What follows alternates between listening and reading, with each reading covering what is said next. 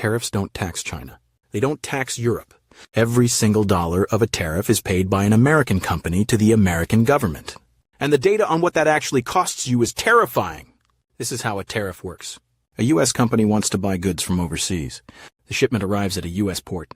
Before the company can take delivery, it pays the tariff to the U.S. government. Not China, not the foreign manufacturer. The American company writes the check. Now that company has two options. Absorb the cost. That means lower profits, layoffs, and cuts. Or pass the cost to you. That means higher prices on everything you buy. Most companies pick option 2. Consumer prices accelerated by roughly 1 full percentage point because of the tariffs. Every American household got a hidden tax increase they never voted for. Embedded in groceries, electronics, clothing, everything. The tariffs were supposed to protect American industry. The U.S. put tariffs on Chinese steel. American steel prices rose 40%. Sounds like a win. American steel companies should be thriving. U.S. steel stock fell. Because car companies, appliance makers, construction firms, they all buy steel. When steel costs 40% more, they can't afford the raw materials. They cut orders. The tariff protected an industry while destroying its customers. A Federal Reserve study found that manufacturing jobs actually declined in the regions tariffs were supposed to protect. The cost of imported materials rose faster than any benefit from reduced competition. So the tariffs hurt American companies, hurt American consumers, hurt American workers, but at least it gave the U.S. leverage in trade negotiations, right? No. Within weeks, every major trading partner retaliated. China imposed 34% tariffs on American goods.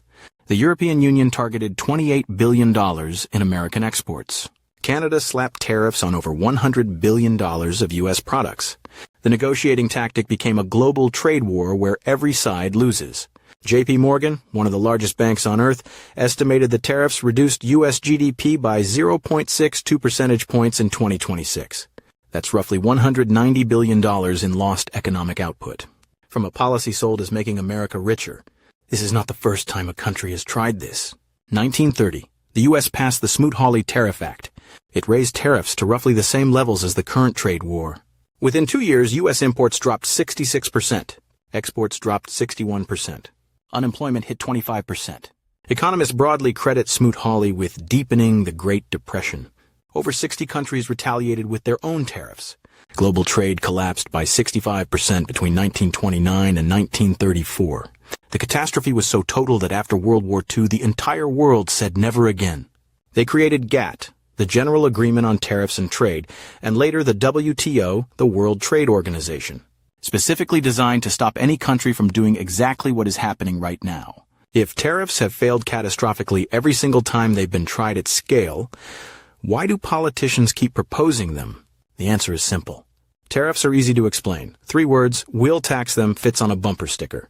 The damage is invisible, spread across millions of slightly higher prices, slightly fewer jobs, slightly slower growth. By the time you notice, it's too late. And the economics haven't changed.